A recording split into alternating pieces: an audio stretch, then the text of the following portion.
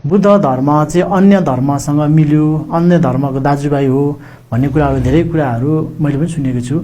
अनि त्यो मिलेको राम्रो हो, नमिलेको चाहिँ नराम्रो हो हैन। मिल्छ भन्दाखेरि कसैलाई त्यसमा आपत्ति हुँदैन, त्यो राम्रो कुरा हो। तर एउटा वास्तविकता कुरा चाहिँ के हो भने बुद्ध धर्म र अरू धर्ममा के फरक छ भनेर बारम्बार सोध्ने गर्छ। एउटै कुराले तपाईको सबै कुराहरूको निचोड दिन्छ, एउटै कुराले है। एउटा कुरा के हो भन्दाखेरि अन्य तपाईको अन्य धर्मको ग्रन्थहरू, कयौं धर्महरू छन् त तपाईको। अन्य धर्मको कोहीले के भन्छ, कोहीले सबै धर्म हेर्नुस्, सबै धर्म ग्रन्थहरू त्यहाँनिर एउटा एउटा सृष्टिकर्ता, संसार बनाउने चाहिँ एउटा जगत हर्ताकर्ताको एउटा परिकल्पना छ। त्यहाँ एउटा तपाईको त्यहाँनिर मेन मान्छे, हिरो छ सबै धर्ममा। उहाँले चाहिँ संसार बनाएको, उहाँले चाहिँ तपाईको सृष्टि गरेको, उहाँले चाहिँ पाप मोचन गर्ने, पाप स्वर्ग लाने, सबैमा चाहिँ एउटा हिरो छ है सबै धर्ममा।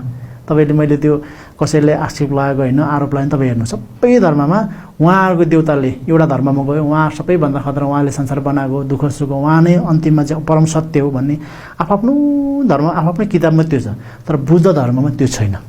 बुद्ध धर्ममा सृष्टिकर्तालाई मानेकै छैन, सृष्टिकर्ताले बुद्ध धर्म मान्दैन। त्यो नै फरक छ क्या।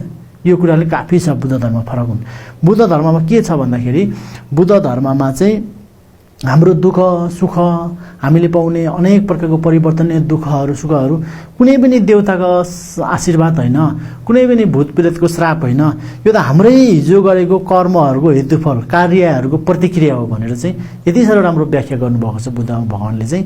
यो चाहिँ तपाईको हिजोको कर्महरूको चाहिँ हेतुफल चाहिँ छ है, कार्यहरूको प्रतिक्रिया चाहिँ प्रकृतिले जनाउँछ है भनेर भगवान बुद्धले तपाईको कुनै पनि सृष्टिकर्ताले मानेको छैन। त्यसैले कर्म शुद्ध हुनुपर्छ भनेर सिकाउने उपाय नै बुद्ध धर्म हो।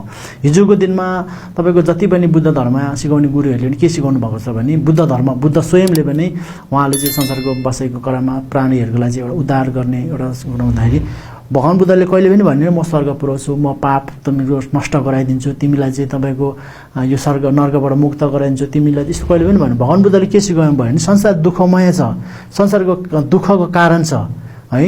यो संसार चाहिँ कसैको जय जयकार अनि तपाईको संसारमा पाउने दुःख सुखहरू कसैको आशीर्वादले होइन, हाम्रै कर्महरूको चाहिँ कार्यहरूको प्रतिक्रिया। त्यही कारणले यस्तो कर्म गरे भने, यस्तो तपाईको चाहिँ कामहरू गरे भने तिमीले चाहिँ त्यसले गरेले त्यो कारणले दुःख पाउने, त्यो सुख पाउँछ भनेर अनि त्यो सुखको उपायहरू बताइने है। सुखहरूको उपायहरू बताएको नै बुद्ध धर्म हो। त्यसलाई चाहिँ अहिले चाहिँ तपाईको त्यो उपाय अनुसरण गर्दाखेरि विभिन्न प्रकारको चाहिँ हेर्दाखेरि ढोंगी जस्तो देखे पनि, विभिन्न प्रकारको चाहिँ रूढिवादी जस्तो देखे पनि त्यो सबै त्यसको गहिरो हेर्दाखेरि सबै तपाईको हाम्रो कर्महरू शुद्ध बनाउनेसँग मात्रै सम्बन्धित छ है। तपाईको कतिपय कुराहरूमा यसो देखे पनि बजाउने बाजाहरू, विभिन्न प्रकारको चाहिँ लगाउने मालाहरू, विभिन्न प्रकारको ड्रेस देख्दाखेरि ओ त्यो त त्यो धर्मसँग नजिक रहेछ, मिल्दो रहेछ भने जस्तो देखे तापनि त्यो होइन। किन होइन भन्दा त्यो सबै बुद्ध धर्मको चाहिँ अरू धर्मको चाहिँ ईश्वरसँग है, तपाईको परमेश्वरसँग, विभिन्न प्रकारको चाहिँ एउटा देवतासँग चाहिँ सम्बन्धित हुन्छ। तर हाम्रो चाहिँ जति पनि कर्महरू छ आफ्नो कर्म शुद्ध बनाउने है।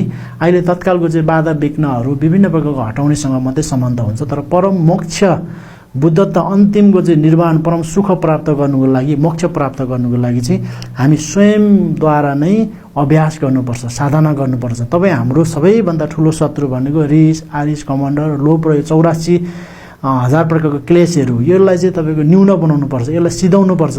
सबैभन्दा शत्रु रिस, आरिस, घमण्ड, यसलाई न्यून बनाएर चाहिँ यो मनहरूलाई चाहिँ ज्ञानमा परिणत गर्नुपर्छ, सम्पूर्ण कुराहरू बोध हुनुपर्छ भन्ने सिकाउने बुद्ध धर्म हो है। त्यही कारणले बुद्ध धर्म भनेको यस्तो प्रकारको धर्म हो भन्दै